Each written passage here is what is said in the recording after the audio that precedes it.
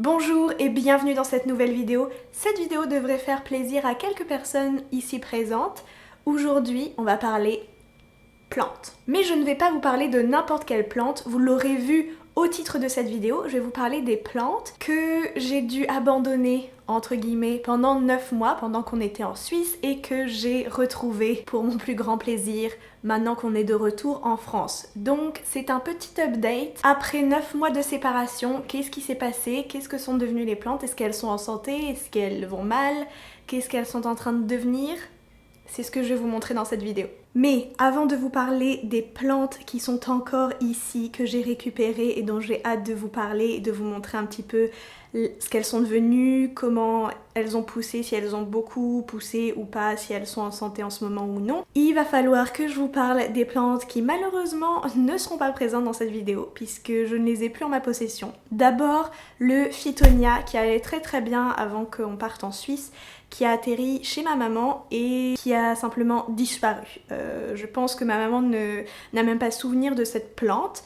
Je suis sûre de l'avoir laissée chez elle. Elle l'a probablement juste séché et ma mère l'a acheté sans faire attention et s'en souvient pas. Il n'y a plus de Phytonia malheureusement et je ne sais absolument pas ce qui s'est passé. Je n'ai malheureusement plus le Spathiphyllum après un coup de sécheresse par ma faute.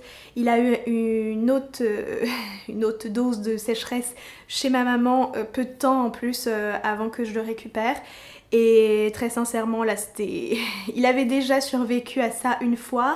2 fois c'était vraiment compliqué et même après une semaine à l'arroser il y avait juste une tige qui s'était redressée. Le reste était vraiment pas très bien. Et vous ne verrez pas non plus mon petit Ficus benjamina parce que c'est une plante beaucoup trop difficile à entretenir, je sais pas pourquoi, moi j'arrive pas. Le Ficus benjamina en particulier, c'est une plante très sensible. Les déménagements, c'est pas trop son truc. Les changements de température, ouais, c'est une plante beaucoup trop sensible pour moi. J'ai besoin d'avoir des plantes un petit peu plus robustes. Chez ma maman, il a l'air d'aller bien, donc je lui ai laissé parce que, je sais pas, ma maman, ça passe bien avec le Ficus et il pousse bien chez elle, donc j'avais pas envie de lui refaire subir un autre déménagement, se réhabituer encore à un lieu, donc il est chez ma maman et je pense qu'il sera mieux là-bas. On commence avec évidemment celle qui prend le plus de place, ma Monstera, qui va super bien. Très sincèrement, les 9 mois, le déménagement, elle s'en fiche un petit peu. C'est une plante qui est quand même extrêmement, comment dire, coriace et qui s'adapte facilement à n'importe quel environnement. Le déménagement, ça lui fait pas peur. Elle a fait plein de nouvelles feuilles, enfin je veux dire, depuis que je l'ai, ça fait à peu près 1 an et demi maintenant. Elle a doublé de volume. C'est une plante qui pousse extrêmement vite. Donc si vous avez un petit appartement, c'est peut-être pas l'idéal, mais si vous avez de la place, n'hésitez pas à prendre une Monstera. Elle va très bien, elle ne s'arrête pas de pousser, donc c'est très positif tout ça.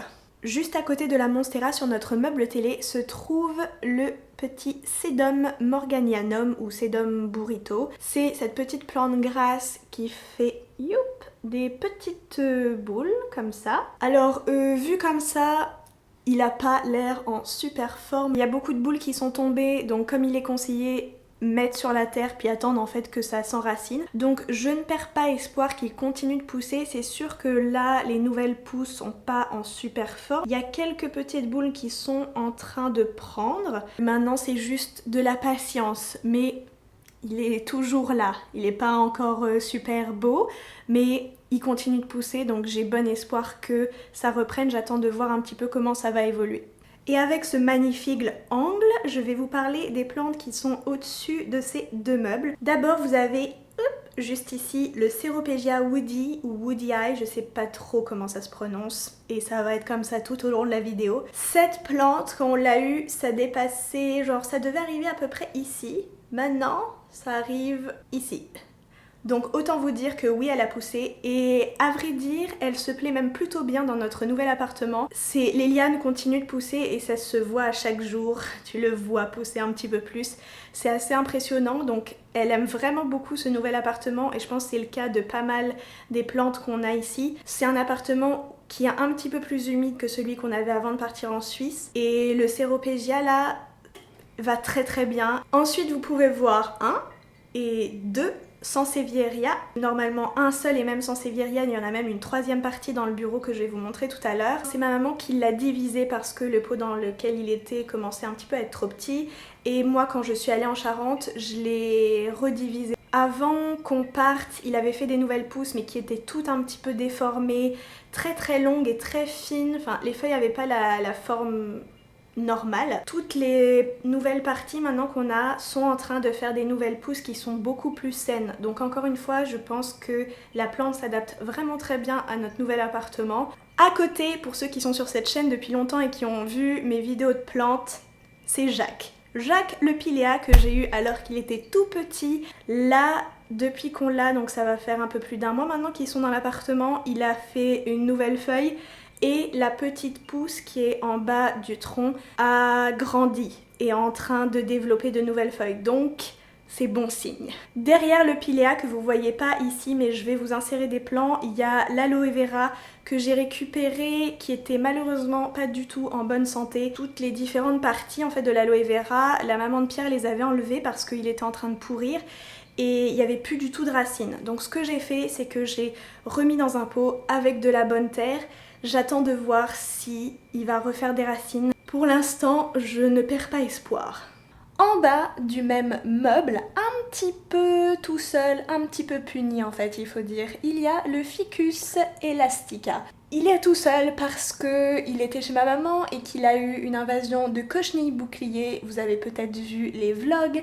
Ça a été très difficile de s'en débarrasser. Je l'ai passé à l'alcool modifié. Malheureusement, de temps en temps, et alors principalement sur la nouvelle pousse qui est en train de se faire, j'en retrouve une ou deux. Je fais des inspections quasi tous les jours. Je pense que prochainement il va falloir qu'il repasse à l'alcool pour que j'essaye de m'en débarrasser définitivement parce que c'est une plante que j'aime beaucoup et que j'ai envie de garder. Malheureusement je suis obligée de la mettre un petit peu à l'écart parce que j'ai pas envie que les cochenilles aillent sur mes autres plantes. On continue au niveau du sol avec le soleil dans la face pour vous parler de ces deux plantes. D'abord ce Calathea rufibarba qui a pris du volume, c'est le moins qu'on puisse dire. Il a vu aucun inconvénient à changer de domicile. En arrivant en France, je l'ai mis dans un pot un petit peu plus grand et je pense qu'il est très content puisqu'il y a des nouvelles pousses en périphérie qui sont en train de se faire. Et à côté, ici, je vous présente le Forbe. Tous les bouts là, tous les verts clairs, ça a poussé en à peu près un mois et demi. Et il continue de pousser. Au cas où vous vous diriez que vous n'auriez pas nécessairement la main verte, le Forbe c'est une plante que je vous conseille parce que c'est super facile. Vous pourriez oublier de l'arroser pendant une semaine, ce serait vraiment pas grave. Ensuite, je vous retrouve ici, dans une position vraiment très agréable pour vous parler de cette belle plante, qui est une partie de Rhea, mon Zamioculcas, qui a atterri chez ma maman. Ma maman l'a divisé et a rempoté les deux parties. Cette partie-là a fait des nouvelles branches. Je vous montrerai en gros plan, mais c'est pas des branches qui sont super saines. À voir si elle continue de pousser. Pour l'instant, ça va, mais tant que la plante pousse pas, je peux pas vraiment savoir si elle est en santé ou non. Je vous retrouve dans notre bureau, où ici vous avez, juste ici, j'aurais pas pu être présentatrice météo, la troisième partie du Sansevieria Laurentii ou Laurenti, qui me fait de nouvelles pousses, donc tout va bien dans le meilleur des mondes. Et juste ici, vous avez le Chlorophytum comosum, alors qui n'est plus vraiment tout à fait comme il était.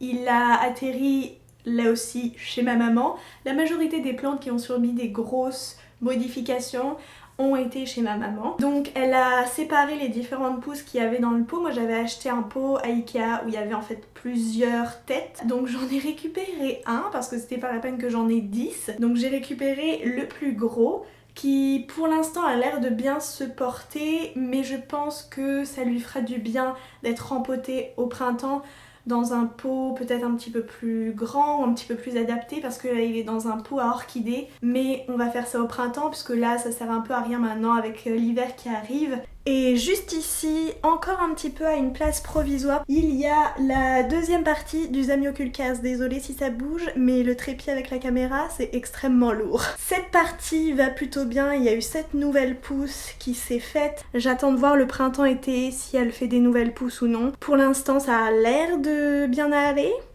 À voir plus tard. Et oui, le Zamioculcas c'est quand même relativement une plante facile d'entretien, donc une plante que je conseille à tous ceux qui sont pas nécessairement pros de la plante ou qui ont peur de pas avoir la main verte. Le Zamioculcas, c'est facile. Et pour finir cette vidéo, je vais vous parler de Suzy, mon Avortia fasciata ou Avortia fasciata.